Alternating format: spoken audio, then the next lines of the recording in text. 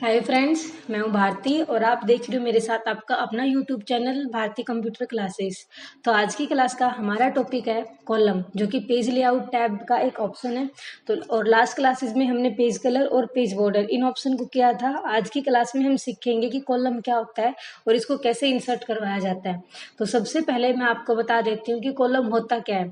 Normally आप सब लोग अखबार पढ़ते होंगे, आप लोगों ने देखा है कि अखबार में क्या होता है, सारा का सारा मैटर कॉर्नर टू कॉर्नर लिखने की बजाय वो क्या करते हैं, उसमें उस मैटर को कॉलम्स में डिवाइड कर देते हैं, यानी कि अलग अलग पार्ट बना देते हैं और उन पार्ट में क्या करते हैं, वो सारा का सारा अपना डाटा लिख देते हैं। तो उसको बोलते हैं कॉलम। अब भी यहाँ पे देखो, आपको अगर अपना डॉक्यूमेंट इस तरीके से बनाना है कि उसके अंदर आपको कॉलम चाहिए, तो आप यहाँ पे कॉलम इंसर्ट करवा सकते हो।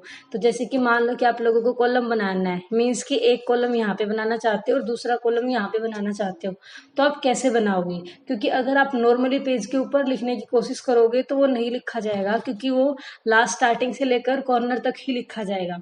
तो सबसे पहले कि कॉलम को कैसे डिवाइड करते हैं मैं आपको ये बताती हूँ। और यहाँ पे मैं आपको दो ऑप्शन बताऊंगी। एक तो जो कि ऑलरेडी टेक्स्ट लिखा हुआ है उसी को कॉलम में कैसे कन्वर्ट करेंगे, और एक अगर आपके पास बिल्कुल कंप्लीट ब्लैंक डॉक्यूमेंट है और उसके अंदर आपको अपना मैटर लिखना स्टार्ट करना है तो कैसे करोगे। तो चलिए करते हैं स्टार्ट। सबसे पहले ये देखो, मैंने एक मैटर लिख रखा है और यहाँ पे मैं आपको बताने जा रही हूँ कि इसी जो मैंने मैटर लिख रखा है उसी को कॉलम में कैसे डिवाइड करेंगे। तो कॉलम में डिवाइड करने के लिए हमें सबसे पहले कॉलम में जाना पड़ेगा। जैसे ही कॉलम में जाओगे आपको यहाँ पे मोर कॉलम दिखाई देगा, तो आप मोर कॉलम में चले जाना। मोर कॉलम में जाने के बाद ये डायगोनल बॉक्स आपके सामने आ जाएगा। यहाँ पे देखो, यहाँ पे अलग अलग पॉइंट है कि आपको 1 कॉलम चाहिए, 2 चाहिए, 3 चाहिए, कितने चाहिए। मान लेते हैं कि मैंने बोल दिया 2 चाहिए, मैंने यहाँ पे 2 पे क्लिक कर दिया। आप यहाँ पे प्रीव्यू देख रहे हो कि एक कॉलम यहाँ पे बन गया और दूसरा कॉलम यहाँ पे बन गया, ठीक है। और अगर मैं यहाँ पे कर दूं ओके, तो आप देख पा रहे हो कि ये देखो मेरा 2 कॉलम में डिवाइड हो गया मेरा डॉक्यूमेंट, ठीक है। मैं यहाँ से आपको कम करके दिखा देती हूँ। ये देखो, एक ही पेज पे आपके जो है दोनों के दोनों कम हो गए। अभी यहाँ पे सेकंड, अगर आपको अपने डॉक्यूमेंट में लाइन चाहिए, मीन्स के जो कॉलम है इनके बीच में लाइन चाहिए, तो ये रहा यहाँ से ऑप्शन लाइन बिटवीन। जैसे आप लाइन बिटवीन पे क्लिक करोगे, प्रीव्यू में देखो लाइन लग गई है और आप ओके कर दो, तो ये देखो आपके डॉक्यूमेंट में जो भी टेक्स्ट है उसके बीच में लाइन लग गई, ठीक है। नेक्स्ट है, अगर आपको क्या करना है, इसकी विड्थ कम या ज्यादा करनी है, उसके लिए देखो यहाँ पे ऑप्शन है विड्थ का और स्पेस का। ये तो विड्थ है और ये स्पेसिंग है। यहाँ पे देखो इक्वल कॉलम विड्थ लिखा रहा है, मीन्स कि अगर यहाँ पे कुछ भी चेंज करोगे तो वो इक्वली चेंज होगा। इक्वली का मतलब आपने कितने कॉलम चूज कर रखे हैं, आपने 2 कॉलम को सेलेक्ट कर रखा है, तो यहाँ पे देखो 1 और 2 सिर्फ 2 ही ऑप्शन खुल रहे हैं, उसके बाद नेक्स्ट आ नहीं रहे क्योंकि आपने 2 ही ले रखा है। और यहाँ पे इक्वल इसलिए है कि अगर आप यहाँ पे इसकी विड्थ 3 रखोगे तो इसकी भी 3 आएगी, इसकी स्पेसिंग इतनी रखोगे तो आप जितने भी कॉलम लोगे सबकी सेम आएगी, अगर यहाँ पे इक्वल है तो। और अगर आपको इक्वल नहीं रखना तो आप यहाँ पे क्लिक कर दो और ये देखो आप यहाँ से एडिटिंग कर पाओगे। देखो मैं आपको सबसे पहले इक्वल पे बता देती हूँ। मैंने इक्वल किया और मैंने यहाँ से स्पेसिंग को ज्यादा कर दिया है। आप यहाँ पे देखना, यहाँ पे आपकी क्या होगी, स्पेसिंग में कम ज्यादा आपको दिखाई देगा, ये देखो। लेकिन जितना, ये देखो आपकी स्पेस इतनी बन गई, लेकिन जितना आप यहाँ पे लोगे स्पेस को और विड्थ को, वो उसके अकॉर्डिंग यहाँ भी उतना ही चेंज करेगा, सब में उतना ही करेगा। ये देखो ओके, इसके बीच में आपकी स्पेसिंग बढ़ गई है। तो जो भी आपने लिख रखा है उसको सेम बिल्कुल ऐसे ही करेगा। नेक्स्ट, अगर आप यहाँ से इक्वल कॉलम विड्थ को हटा देते हो तो क्या हो जाएगा, आप अपने अकॉर्डिंग कर लो। जैसे यहाँ पे देखो इसकी स्पेसिंग मैंने इतनी कर दी, यहाँ पे आप विड्थ डाल दोगे, ठीक है, यानी कि आप अपने अकॉर्डिंग कर पाओगे। तो उसके बाद नेक्स्ट है, नेक्स्ट मैं आप लोगों को बताती हूँ। ये देखो यहाँ पे आपने वापस से इसको पहले जैसे कर लिया कंट्रोल जेड के साथ। कंट्रोल जेड के साथ करने के बाद मैं फिर से मोर कॉलम में आई और यहाँ पे देखो स्टार्ट न्यू कॉलम का ऑप्शन है। ये हाईलाइट कब होगा, मान लेते हैं कि मैंने 2 कॉलम पे क्लिक कर दिया। 2 कॉलम पे क्लिक करने के बाद यहाँ पे आप दिस पॉइंट फॉरवर्ड करोगे तब ये हाईलाइट होगा। अगर आप यहाँ पे क्लिक करके ओके करोगे तो उसका क्या मतलब है, इसका ये मतलब है कि अभी आपका जो कॉलम में डिवाइड होगा वो सेकंड पेज से होगा, ना कि करंट पेज से। मीन्स कि अभी आपका कर्सर जिस पेज पे वहां से स्टार्ट नहीं होगा। मैं एक बार इसको कैंसिल कर देती हूँ।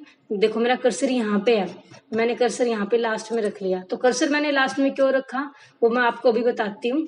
कर्सर मैंने लास्ट में रखा है तो मेरा पहले पेज पे ही, और उसके बाद मैं मोर कॉलम में गई और मैंने यहाँ से 2 कॉलम डिवाइड कर लिया और दिस पॉइंट फॉरवर्ड।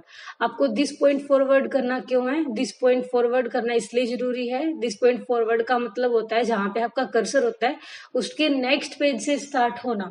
तो अगर आप दिस पॉइंट फॉरवर्ड करोगे और स्टार्ट न्यू कॉलम, ओके, तो ये देखो आपके कॉलम जो 2 भागों में डिवाइड होंगे वो नेक्स्ट पेज से होंगे, मीन्स कि आपके फर्स्ट पेज से नहीं होंगे।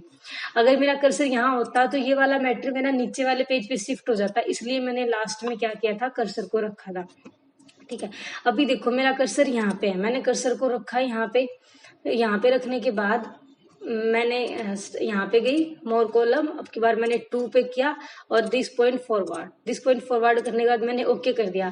तो ये देखो दिस पॉइंट फॉरवर्ड क्यों करना है, दिस पॉइंट फॉरवर्ड का मतलब होता है कि आपका जहां भी कर्सर है ना उसके आगे का ही मैटर आपका डिवाइड होना चाहिए, ना कि पीछे, यानी कि ये जो आपने लिख रखा है ये आपका एज इट इज रहेगा, इसलिए हम हमेशा दिस पॉइंट फॉरवर्ड करते हैं। ठीक है, तो ये देखो इसके आगे का सारा मैटर आपका इस तरीके से डिवाइड हो गया।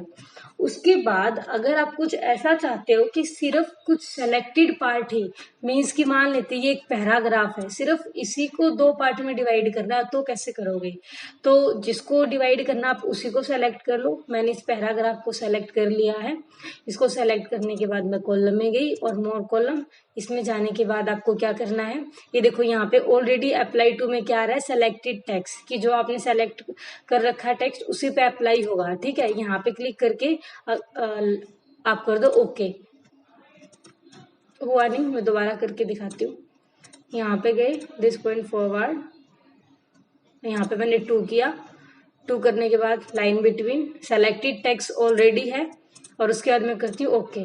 ये देखो तो आपने जो मैटर सेलेक्ट कर रखा था सिर्फ उसी के बीच में आपकी लाइन आई है और सिर्फ वही पार्ट आपका 2 भागों में डिवाइड हुआ है। ठीक है, ये तो ऑलरेडी पहले से था इसलिए आपको दिखाई दे रहा है। ठीक है, कि और मैंने सिर्फ इसी पेज के पैराग्राफ को सेलेक्ट किया था। ठीक है, ये देखो मैं आपको दोबारा से बताती हूँ। मैंने सारा मैटर डिलीट कर दिया। सारा मैटर डिलीट करने के बाद मैंने दोबारा से लिखा,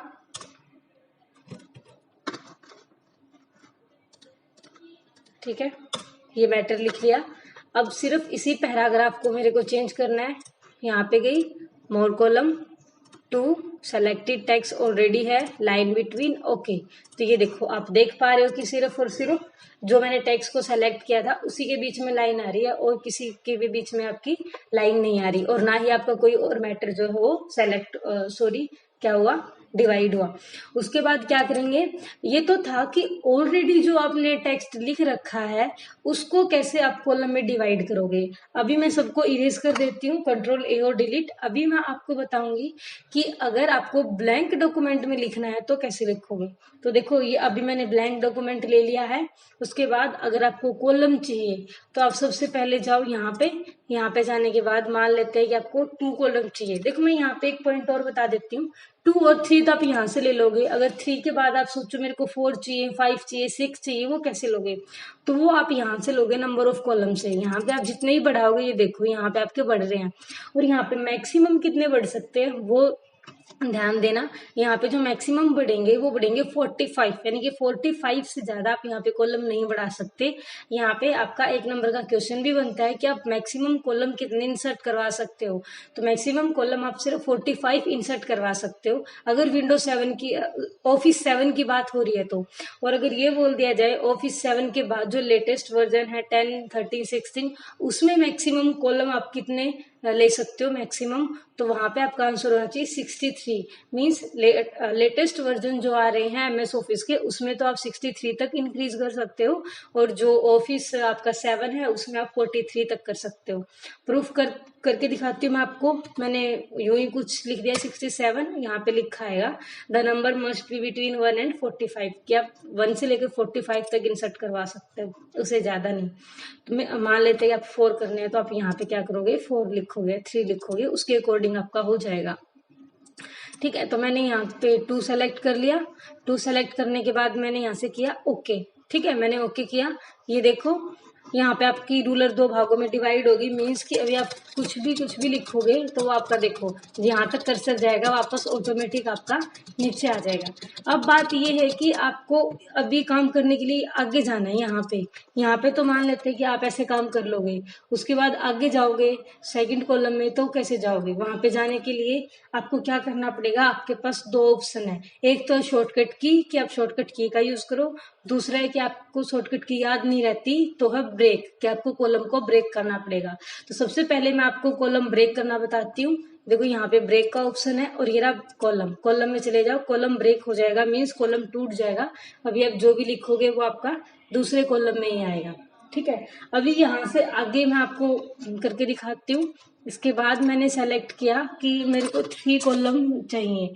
3 कॉलम के बाद आपने यहाँ पे किया दिस पॉइंट फॉरवर्ड करना जरूरी है, क्योंकि अगर दिस पॉइंट फॉरवर्ड नहीं करोगे तो यहाँ पे लिखा हुआ होल डॉक्यूमेंट, मीन्स कि कंप्लीट डॉक्यूमेंट पे अप्लाई हो जाएगा। आपने 3 को सेलेक्ट कर रखा है, वो अगर कंप्लीट डॉक्यूमेंट पे अप्लाई हो गया तो आपने ऊपर जो 2 भाग में यहाँ पे डिवाइड किए थे तो वो भी आपके 3 में कन्वर्ट हो जाएंगे। इसलिए दिस पॉइंट फॉरवर्ड मीन्स जहाँ पे कर्सर है उसके आगे जो आप लिखोगे वो आपका डिवाइड होना चाहिए।